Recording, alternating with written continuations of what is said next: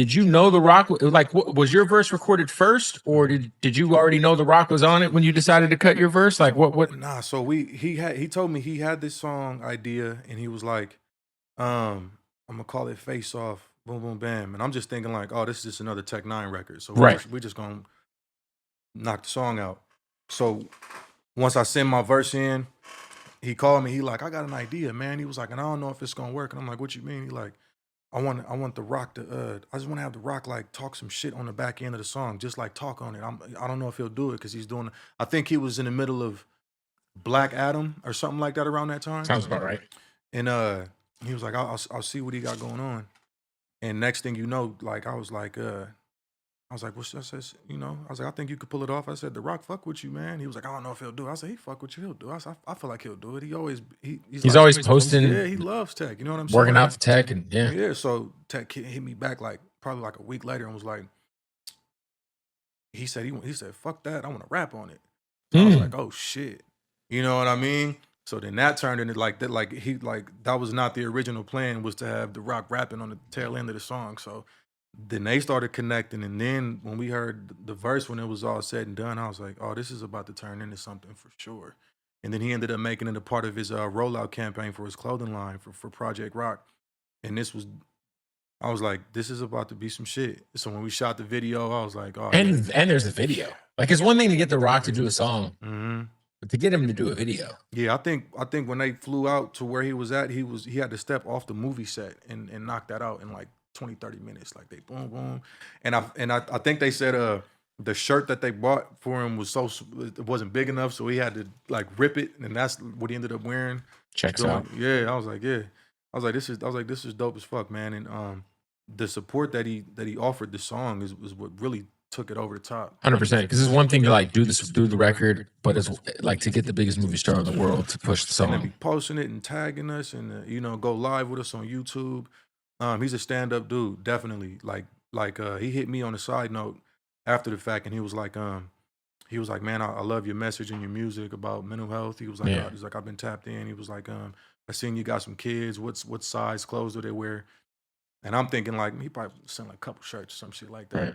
Man, I went outside one day. It was like 10 big ass Project Rock boxes. I'm talking about, I couldn't even open my door. I had to go out the garage and get it. Jesus. Whole wardrobe. He sent my kids. That's fire. That's big. Shout out to The Rock. Yeah, real shit. Have you guys got to meet face to face yet? No, not yet. Yeah, one day. Yeah, hell yeah. You got to get him on your shit now. Man, that would be dope. That would be dope. Hey, we got to stop the interview to tell you about our good folks, Odd Socks, man. Now, these are the Odd Socks basics, ladies and gentlemen.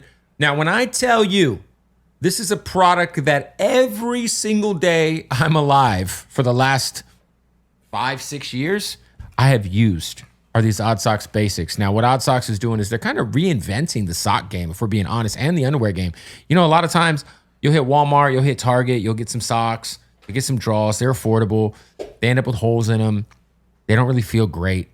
Not Odd Socks, ladies and gentlemen. These Odd Socks basics are the most comfortable socks I've ever had on my feet. Not only that, but they're super affordable. $14.99 for a 6-pack. That's it. Oddsocks.com. And if you don't believe me, sock check, fool. Sock check, fool. Wait, the X is on the other side.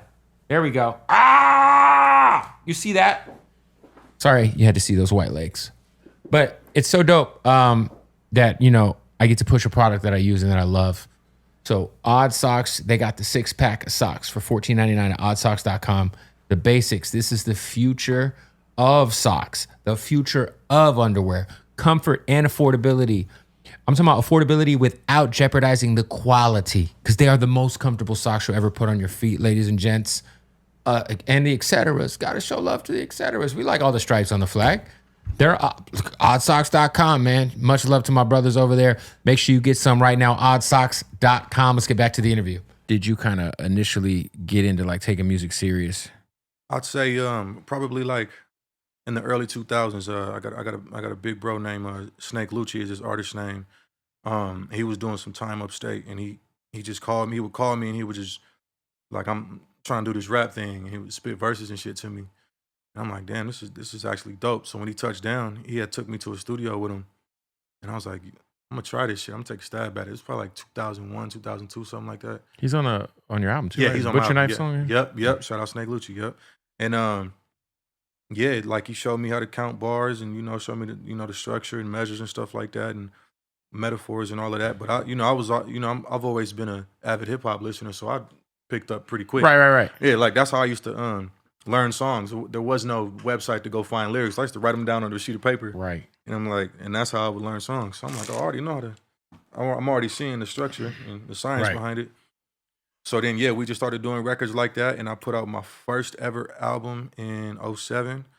And ironically enough, a couple years before that is when I did meet Tech. It was like 2005. It's like 15 or something like that. It's a different Tech N9ne in 05. Yeah, A wild boy. Ever ready Tech. Yeah, It's a wild guy. yeah. I wasn't even supposed to be in the show, and I remember I went to the show, and his agent at the time had got me in the show, and they almost didn't let me in. I think it was like a 21 and up event, and I remember watching him on stage. I was like, I ain't never seen no shit like this before in my life. I was like, I want to do this. This is the type of shit I want to do. It was a party, man. You know what I'm saying? Yeah. And I was like, this is still Tech on his, his uprise. For sure. It was like a 500 cap venue, and it was just turned the fuck up. And I'm like, okay.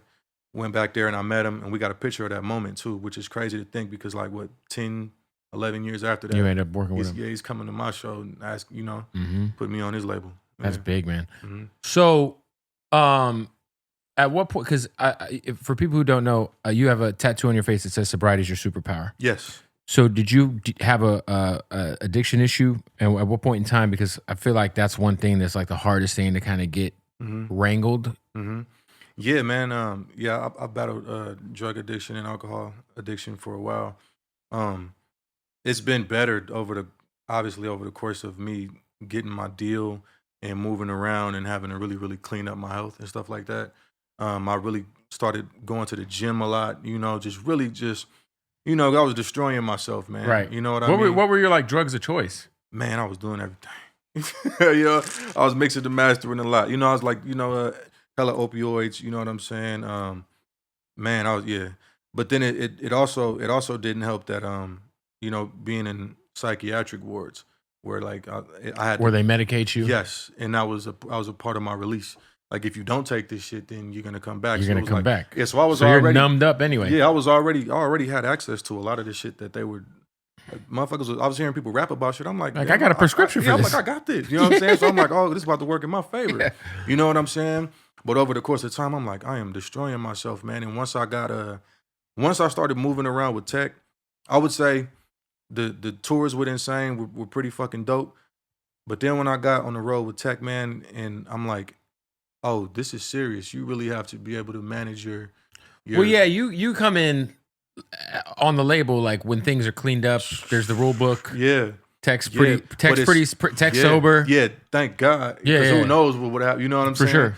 But being out there on that road, man, I learned really, really quick. I'm like, man, if you don't have self-control in this shit, it will tear you. Especially on the road, man, because you got fans who bring you shit. Everything. I didn't have to ask for nothing. Yeah. It just falls in my lap. You know what I'm saying? I'm like, anything I could ask for or even possibly wonder if I could get access to, somebody's gonna bring it to me. 100%. And Without you even asking. Right. You know that's what I'm saying. Like you just be, hey, I got this, meet me out by the bus. They just shower you with gifts and you're like, oh shit, And I'm like, man, I see why a lot of people end up fucked up, and they, that road gets hard to do and you missing your family life at home, your kids and stuff like that. And you might be going, it's always some shit that happened back at the home front when you on the road. And some people just self-medicate. I was a self-medicator, like Right. a motherfucker.